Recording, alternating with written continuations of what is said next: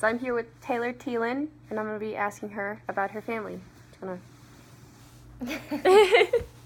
So we're just going to go through a quick family interview.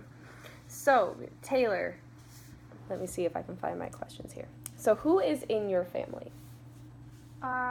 So in my immediate family, it's my mom, Amy, and then my dad, Joe, and then I have an older brother, Mitchell, and a younger brother named Carter. Okay. How old are Mitchell and Carter? Mitchell is 22. Okay. And then Carter is 17. Okay, so you're the middle? Smack dab in the middle. Smack dab in the middle. Oof. All right, does anyone else live with you? Just my mom and dad. Just your mom and dad? Okay. Yeah. Has anyone moved out recently at all? Well, Mitchell, like, this past summer, he moved back with my parents because he graduated college, but now he moved to North Dakota with his fiance because he's in med school. Oh, okay. How's med school going for him? Good. It's going good? Mm-hmm. Cool. Is there anyone you think of as family who does not live with you? Like a roommate or best friend or? I mean, obviously, like, my aunts and uncles and my grandma and grandpa and my cousins and all that are family, but I feel like I consider my friends as family. Okay. Because, like, we're so close. Like, I almost tell them more than I tell my family. So, I don't know. We all have friends like that. Yeah. Okay, so who are you the closest with in your family? My mom. Definitely. Your mom? Yeah. Your mom? Is there anything in particular that makes you more drawn to your mom? Or? I think it's because, like, I'm the only girl. Oh, yeah. So, like, my brothers, and I don't know. I've just always, like, me and my mom, and we're, like, literally twins. Like, we tell each other everything. Like, we're, like, the same exact person. Mm-hmm. So, since you're both the girls in the house, you kind of band together? Things. Yeah. Yeah. So, okay. I don't know. That makes sense. Is there anyone in your family that you don't think you're super close to? I mean,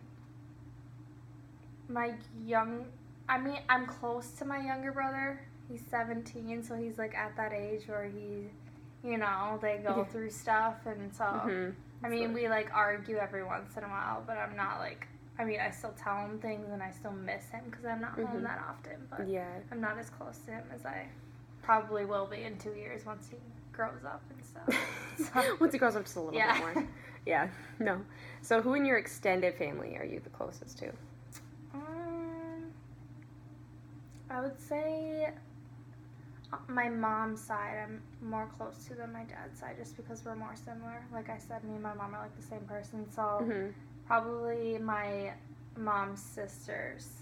Oh, cool. Because, I don't know. Because it's just easy. Yeah, and it's really easy, and they're fun, and, like, we do stuff together, whereas my dad's side, I feel like they don't do as much together, like, like, we'll just go to my grandparents' house on my mom's side just to hang out one day, whereas my dad's side doesn't do that.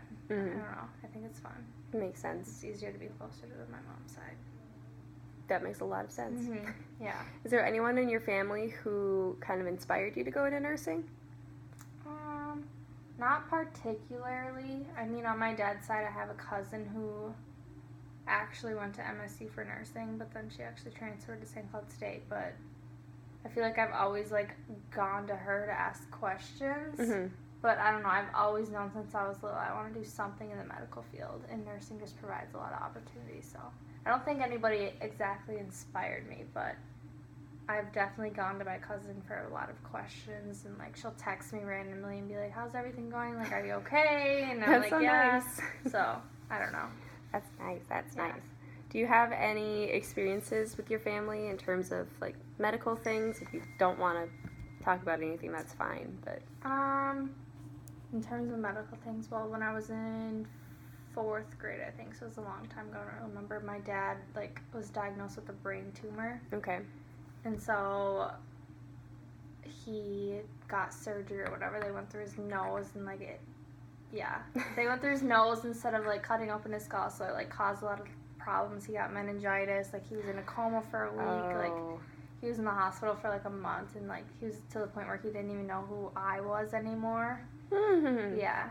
Really sorry. Yeah. So, like, I also think that kind of inspired me to be a nurse too, because I saw how the nurses cared for him. Mm-hmm. Even though I was so little, I like barely even knew what was going on. Like I saw how they cared for him, and like I knew that I like wanted to be that person. So I guess that situation kind of inspired me to be a nurse. But yeah, that's like the only thing I can really think of medically that I've personally gone through. Mm-hmm. Other than that, my family's pretty healthy. No broken bones or anybody I mean, falling I off a broke- swing set? I actually I'm did kidding. fall off a swing. Ooh. And I broke my arm, but I was, 4. Okay. So I don't really remember. So that's a little Yeah. different.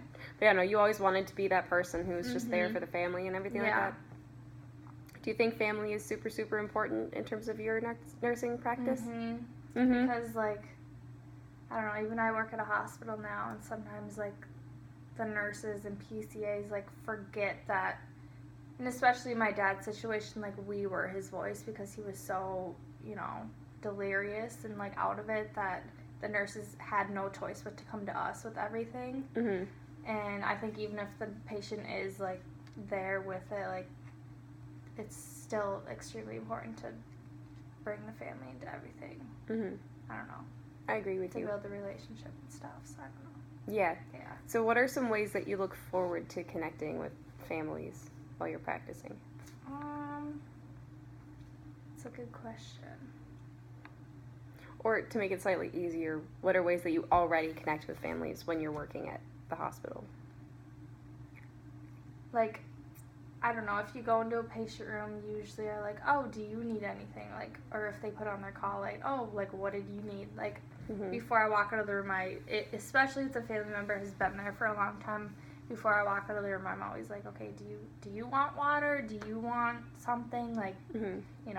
Do you want to step out of the room and take a walk? Like, there's a vending machine down there. Like, I just always, like, guide them Mm-hmm. just to make sure they still feel comfortable as well. No. Mm-hmm.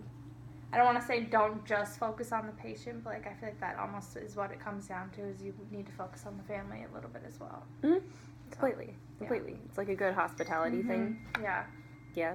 Have you ever had any incidences where it was difficult to deal with a family member? And again, if you don't want to share, you don't have to.